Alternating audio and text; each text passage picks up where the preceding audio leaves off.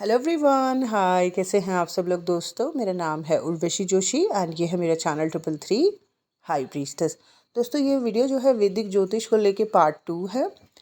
और वैदिक ज्योतिष and spiritual journey, our spiritual journey, हमारी जो ये स्पिरिचुअल जर्नी है, क्या वैदिक ज्योतिष हमें कुछ मदद कर सकता है इस यात्रा में। तो जैसे मैंने पहले वाले पार्ट 1 में आप लोगों से कहा कि बहुत सारी विदेशी टेक्निक्स को हम इस वक्त बहुत सारे लोग जो हैं इस्तेमाल कर रहे हैं, यूज़ कर रहे हैं खुद को हील करने के लिए इस प्रोसेस में। ये जो पूरा असेंशन का प्रोसेस है, कर्मा रिलीजिंग का प्रोसेस है, ये जो बड़े तकलीफ़ का समय है, ये जो डार्कनेस से लाइट में आने का जो समय है, इस समय पर बहुत सारे लोग बहुत सारी टेक्निक्स यूज़ कर रहे हैं। और वो टेक्निक ज़्यादातर जो लोग यूज़ कर रहे हैं वो विदेशों से आई हैं, ठीक है।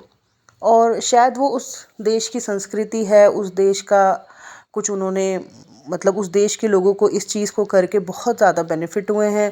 फिर हमारे देश तक वो चीज़ें पहुंची और फिर हमारे देश के लोग भी उन चीज़ों को कर रहे हैं, है ना। क्या क्या करते हैं उनमें, हीलिंग करते हैं वो, है ना। रेकी करते हैं, अपने सारे चक्रास को हील करते हैं, pranic healing and chakra healings, है ना।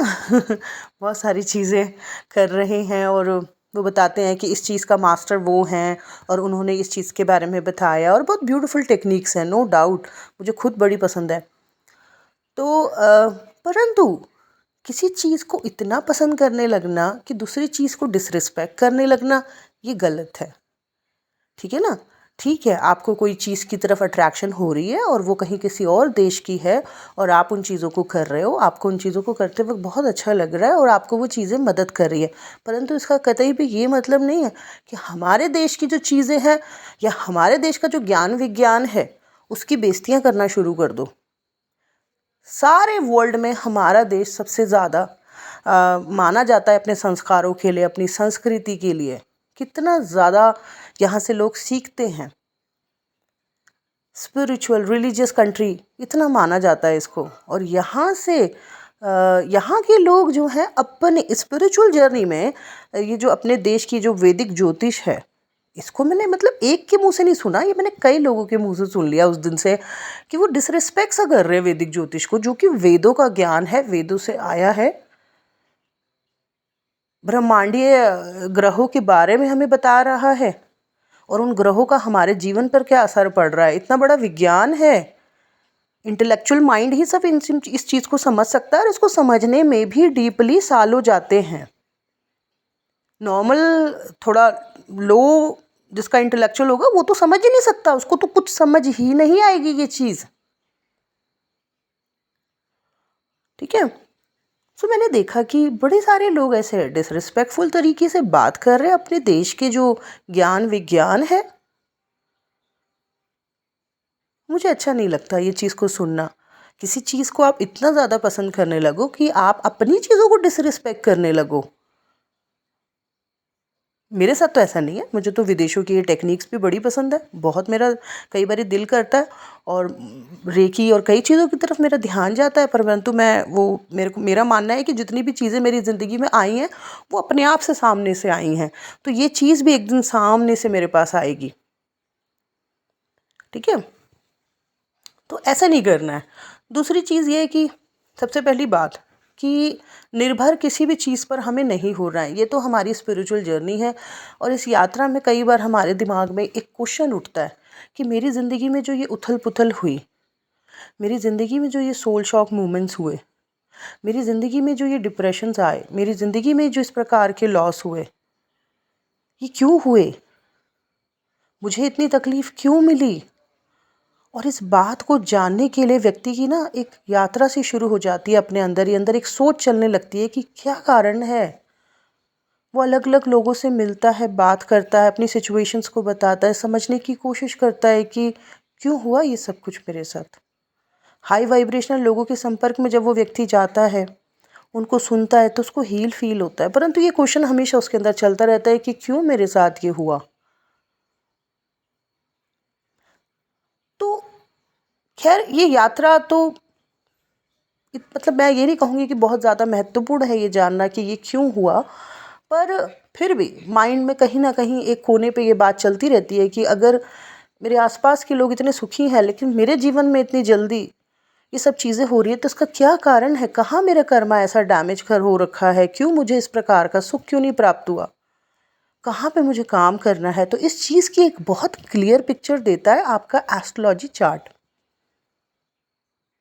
ओके, मैं ये नहीं कह रही आपको कि आपको एस्ट्रोलॉजर्स के पीछे भागना है। आप खुद अध्ययन करना उसका शुरू करो ना। मुझे मालूम है कि ये मतलब इसको समझने में, सीखने में कई समय, काफ़ी साल भी जा सकते हैं, परंतु आपको मज़ा आएगा, अच्छा लगेगा। ज्ञान मार्ग में जब व्यक्ति रहता है तो उसके बड़े सारे कर्म निकल जाते हैं बुरे। पॉजिटिव मार्ग में जब भी व्यक्ति जुड़ जाता है उसके बुरे कर्म छटने लगते हैं, हटने लगते हैं, है ना। तो मैंने तो वैसे भी एक वीडियो में बोला था कि जब नेगेटिविटी आपको बहुत खींचे तो आपने पॉजिटिविटी का हाथ पकड़ लेना है। तो आपने किसी भी ज्ञान का मार्ग पकड़ लेना है, किसी भी ज्ञान से जुड़ जाना है। और ऐसा नहीं है कि आपने डिपेंड होना है किसी के ऊपर कि आप जाओ भाई मेरे चार्ट को दिखाओ। हाँ, मुझे आता है, मैंने जैसे अभी रिसेंटली अनाउंस किया, मैंने बड़े सारे लोगों को चार्ट देखे, उनकी क्लियर पिक्चर मैंने उनको दिखाई तो उनको ऐसे हड़बड़ा से लग गए वो लोग, जैसे सोल शॉक सा लग गया हो कि अरे हम तो बस ये सोच रहे थे कि कल ही कुछ हो जाए, परसों ही कुछ हो जाए, यहाँ तो स्थिति कुछ और दिख रही है, अभी तो हमारे कर्म काफ़ी बचे हुए हैं। तो मैं ये नहीं कह रही कि जैसे आप छोटी छोटी ये हीलिंग टेक्निक सीखते रहते हो, वैसे ही मेरे हिसाब से आपको अपने खाली समय पर एस्ट्रोलॉजी और इन सब चीज़ों में भी थोड़ा सा इंटरेस्ट रखना चाहिए। ये कोई ऐसी वैसी चीज़ नहीं है, मैंने बोला ना ये वेदों से आया है, ये तभी तो उसका नाम वैदिक ज्योतिष है, ज्ञान विज्ञान है, तो इसको लर्न करो ना। भाग्य को रिप्रेजेंट करता है बृहस्पति, पति को, बेटे को, भाग्य को, फॉर्चून को, ज्ञान को, गुरु को रिप्रेजेंट करता है बृहस्पति। बृहस्पति के बारे में रिसर्च करो, कितना कुछ पता चल जाएगा आपको। शुक्र, जिस तरीके की खुशियां आप लोग अपने जीवन में चाहते हो उसके लिए शुक्र का मजबूत होना बहुत ज़रूरी है। तो शुक्र के बारे में रिसर्च करो, देखो आपकी कुंडली में शुक्र कहाँ है। वो जो नंबर्स लिखे होते हैं आपकी कुंडली में, वो हाउसेस नहीं होते हैं, वो राशियाँ होती हैं, ठीक है। तो रिसर्च करो, आपको मज़ा आएगा, धीरे धीरे आपका मन भी अच्छी चीज़ों में लगने लगेगा, बजाय कि वो फालतू वीडियोस देखते रहना जिसमें कि आज का चैनलिंग ये है, आज ये हो रहा है। वो सब फालतू की बकवासें देखने से अच्छा है कि आप इन टाइप की चीज़ों में देखिए कि आपका कहीं बृहस्पति कमज़ोर तो नहीं है। बृहस्पति अगर कमज़ोर है भी तब भी आप अपने बृहस्पति को मजबूत कर सकते हो। शुक्र भी अगर कमज़ोर है तो शुक्र को भी आप मजबूत कर सकते हो, ठीक है। तो मैं ये कहना चाहती हूँ बस कि प्लीज़, अभी स्पिरिचुअल जर्नी थोड़ा स्टार्ट ही हुई है। मैंने देखा है कि जैसे ही लोग थोड़ा सा भी एक लेवल अप चले जाते हैं, वो पता नहीं क्या अपने आप को थोड़ा सा गुरु समझ लेते हैं और फिर वो काफ़ी सारी चीज़ों की डिसरिस्पेक्ट ही करना शुरू कर देते हैं कि मतलब जैसे कि जो उन्हें प्राप्त हुआ है बस उन्हीं की तारीफ़ें करते रहेंगे, या जो उन्हें समझ आया बस उसी को अप्रिशिएट करते रहेंगे या उसी के बारे में बताते रहेंगे। और जो पीछे का ज्ञान विज्ञान पड़ा है, या कई बार तो मैंने देखा है लोग अपने देश के भगवानों की भी बेइज्जतियाँ कर रहे होते हैं बैठ के। तो मुझे अच्छा नहीं लगता। थोड़ा सा मतलब कहते हैं ना, थोड़ा सा क्या प्राप्त हुआ, ये तो बिल्कुल ही बौखला से गए हैं। और सिर्फ ये इनकी भी बात नहीं है कि जो अभी अभी नए नए स्पिरिचुअल हुए हैं या स्पिरिचुअल यात्रा में थोड़े से हील हुए हैं, थोड़ा सा उनको प्राप्त हुआ, वो अभी बौखला से गए हैं, ऐसा उनकी बात नहीं। मैंने ऐसे बड़े बड़े गुरुओं को भी देखा है। मुझे याद है कि एक बारी योगा को लेके और इन सब चीज़ों को लेके बाबा रामदेव इतना ज़्यादा फेमस हुए, इतना ज़्यादा उन्होंने लोगों को जो है बीमारियों से मुक्त किया। परंतु एक बार बहुत सालों पहले मैंने देखा कि वो शनि देव का जो है मजाक उड़ा रहे हैं। कुछ अलग ही तरीके से शनि देव का जो उनका वो जो शनि सिंगापुर में जो है, कुछ उस तरीके से मजाक उड़ा रहे हैं। और फिर मतलब थोड़ा सा ज्ञान और थोड़ा सा आप मास्टर क्या बने, आप तो बिल्कुल ही मतलब अन्य चीज़ों की बेइज्जतियाँ करना शुरू कर दिया। तो ऐसा नहीं है कि सिर्फ जो अभी नए नए स्पिरिचुअल जर्नी में आए हैं वही मिस्टेक करते हैं। मैंने देखा है कि गुरु वुरु भी कई बार इनसे भी मिस्टेक्स हो जाती हैं, ये भी अहंकार में कुछ भी बोलना शुरू कर देते हैं। और फिर उसके कुछ सालों बाद फिर ये हुआ कि रामलीला मैदान में जो है क्या हाल हुआ फिर उनका, क्या कहते हैं, बाबा रामदेव का कितना बुरा हाल हुआ एक बारी बहुत सालों पहले, जब अचानक से भगदड़ मच गई और उनको एकदम वो नंग धड़ंग से हो गया और उसके बाद उनको स्त्रियों के कपड़े पहन के भागना पड़ा, उनके पे चप्पल जूते पड़ रहे थे। तो भगवान भी ना उतार देते हैं 2 मिनट में नीचे। सदगुरु जी ने अभी कुछ समय पहले बोला, एस्ट्रोलॉजी को लेके भी उन्होंने कुछ बोला था, फिर उसके बाद उन्होंने रेखी को लेके भी कुछ बोल दिया एक बारी। सदगुरु जी को तो मैं बहुत ज़्यादा फॉलो करती हूँ, पर मैं 100% नहीं फॉलो करती हूँ उनको, पर मैं 60, 70, 80% उनको फॉलो करती हूँ। 20% कई कई बार मैं कंफ्यूज हो जाती हूँ, क्योंकि कई कई बार वो घुमा देते हैं चीज़ों को। और जैसे रेकी को लेके भी उन्होंने कुछ ऐसा बोल दिया कि हीलिंग नहीं भेजना चाहिए, कर्मा बनता है, तो ये बात भी मुझे कंफ्यूज सी कर गई कि किसी को हील करने में कैसे कर्मा बन जाएगा। ये जो ज्योतिष है, ये जो वैदिक ज्योतिष है, अगर कोई नॉलेज सीकर्स हैं, ज्ञान उनको अट्रैक्ट करता है, ज्ञान में उन्हें सुकून फील होता है, जैसे मैं हूँ, मुझे ज्ञानियों के साथ रहने में और ज्ञान में रहने में सबसे ज़्यादा ब्लिस फील होता है। मेरे साथ बहुत कम लोग हैं, मेरे पास क्लाइंट्स बहुत ज़्यादा है, लेकिन मेरे पास दोस्त सिर्फ 1-2 ही हैं, और वो इतने ज़्यादा नॉलेजेबल हैं कि कई बार जब उनसे बात शुरू होती है तो ऐसा लगता है किसी ज्ञान के समुंदर में चली गई हूँ। इतना मज़ा आता है बात करने में। तो 1-2 ही हैं, पर हैं वो कहते हैं ना ओशन ऑफ नॉलेज। सो मैं ये कहती हूँ कि ज्योतिष को जो है वो ऐसे ना लें आप लोग जैसे कि भविष्यवाणी के तौर पे, क्योंकि हम हमारा भविष्य खुद क्रिएट कर सकते हैं। We are creators, okay. And पर हाँ, ज्ञान में रहने की जिनको रुचि है, चीज़ों को जानने में जिन्हें रुचि है, उनको डेफिनेटली इसको अध्ययन करने में डेफिनेटली अच्छा लगेगा। तो अगर आपको मतलब ग्रहों को, नक्षत्रों को जानने में इच्छा हो, कहाँ से आपका कर्मा डैमेज है उसको जानने में इच्छा हो, कहाँ से आपके लेसन्स जुड़े हुए हैं, और इसके अलावा बहुत सारी और चीज़ें अगर जानने में इंटरेस्ट हो इस यात्रा में, ऑब्वियसली इस यात्रा में हमारा मन करता है कि हम पता नहीं क्या क्या ना सीख लें, कौन कौन सी किताबें ना पढ़ लें, क्या क्या अच्छी चीज़ों में ना चले जाएं। तो अगर आप लोगों को भी कुछ इंटरेस्ट है इस तरीके की चीज़ों में, तो आप इसका अध्ययन कर सकते हो, है ना। डिसरिस्पेक्ट करने की बजाय अपने देश के ज्ञान की, उसको समझने की कोशिश करो। ये गहरा है, ये कोई 4-5 दिन में समझने वाली चीज़ नहीं है, ठीक है। तो जितने भी ज्ञान मार्गी हैं, जो भी ज्ञान प्रेमी हैं या नॉलेज सीकर्स हैं, जिन्हें हमेशा कुछ ना कुछ नया सीखते रहना पसंद है, मेरे हिसाब से उनको डेफिनेटली एस्ट्रोलॉजी या वैदिक ज्योतिष बहुत पसंद होगी, है ना।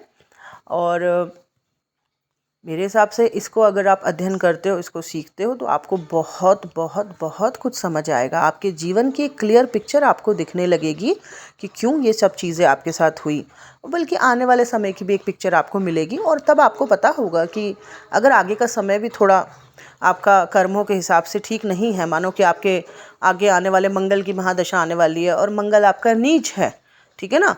तो मंगल ऐसे ही नीच नहीं है आपकी कुंडली में, कर्म ही खराब रहे हैं मंगल से रिलेटेड। तो अब आपको पहले ही पता है कि मुझे जो है मंगल मेरा नीच है, मूलाधार चक्र मेरा कमज़ोर है, तो आपको पता होगा कि मुझे कौन सी जगह पे काम करना है। तो ये बहुत डीप है, इसकी डिसरिस्पेक्ट नहीं करनी है, ठीक है ना। और इस असेंशन जर्नी में लोग हीलिंग और कई चीज़ों को बहुत आगे रखते हैं कि ये करना है, वो करना है। देखा जाए तो जितने भी कॉन्सेप्ट है ना, ट्विन फ्लेम वाला जैसे कॉन्सेप्ट हो गया, तो ये सारी वही चीज़ें हैं जो हमारे देश में चलती हैं। जैसे शिव शक्ति, तो वहाँ पे फॉरेनर्स ने बना दिया ट्विन फ्लेम। चक्रा हीलिंग हमारे देश में जो है ग्रह पूछते हैं 9 वो सुपारियाँ रख के जो वो ग्रह पूछते हैं, उसी को चक्रा हीलिंग इन्होंने बना दिया। रेकी हीलिंग की रेकी शक्ति से हीलिंग ले रहे हैं, हमारे यहाँ डेली की पूजा पाठ चैंटिंग्स होती हैं, उससे हम अपने आप को हील कर लेते हैं। चीज़ें सब वही हैं, पर अलग अलग देशों के हिसाब से, अलग अलग उनकी संस्कृति के हिसाब से वो चीज़ें करते हैं। मैं ये नहीं कह रही कि आपको वो चीज़ें नहीं करनी चाहिए, बिल्कुल आप वो चीज़ें करो अगर आपका उन चीज़ों के प्रति अट्रैक्शन है। शायद आपने उसी के थ्रू आपने कुछ सीखना है या हील होना है, परंतु अपने देश की चीज़ों को ऐसे डिसरिस्पेक्ट नहीं करना है। हाँ, उन चीज़ों पे डिपेंड भी नहीं होना है। अत्यधिक किसी भी चीज़ में घुसना बहुत ही खतरनाक है, बहुत ही डेंजरस है। तो वो एक बैलेंस हमेशा बना के रखना है। Okay, so that's it. यही था बस मेरा मन आपसे खुल के बात करने का। आई होप ये वीडियो आपको पॉजिटिव लगा हो, थोड़ा समझ आया हो, है ना। कि एक चीज़ इतनी अच्छी लगने लगे कि आप दूसरी चीज़ की बेइज्जतियाँ करने लगो, ये सही नहीं है। और कई बार ये गुरु भी जो हैं ऐसी ऐसी बातें करने लग जाते हैं कि हम थोड़े उसमें पड़ जाते हैं कि ये क्या बोल रहे हैं, हम इनको इतने बड़े फॉलोअर्स हैं और ये क्या बोल रहे हैं। लेकिन कई कई जगह पे ये लोग भी थोड़े से गलत हो जाते हैं। और एक और चीज़ कि ग्रह नक्षत्र भी बुरा असर देना बंद कर देते हैं अगर व्यक्ति हाई वाइब्रेशनल हो जाए। परंतु इस जर्नी में लोग हाई वाइब्रेशनल हैं कहाँ। हर कोई डिज़ायर में अटका हुआ है, हर कोई एक्सपेक्टेशन में है, हर कोई बाहर की तरफ उम्मीद लगाए बैठा है। अपने आप में होल हैं कहाँ लोग? जो खुद में होल होते हैं उनके ऊपर उनके अगर ग्रह भी खराब आ जाए, शनि भी आ जाए, मंगल नीच का भी आ जाए, कुछ भी आ जाए, उन पर फ़र्क ही नहीं पड़ता है। उनकी वाइब्रेशंस इतनी हाई होती हैं, ठीक है। तो ग्रह नक्षत्रों का भी कुप्रभाव खत्म हो जाता है अगर व्यक्ति खुद अपने आप में हाई वाइब्रेशनल हो। तो बस यही था मेरा आज का video. Thank you so much. Bye bye, take care.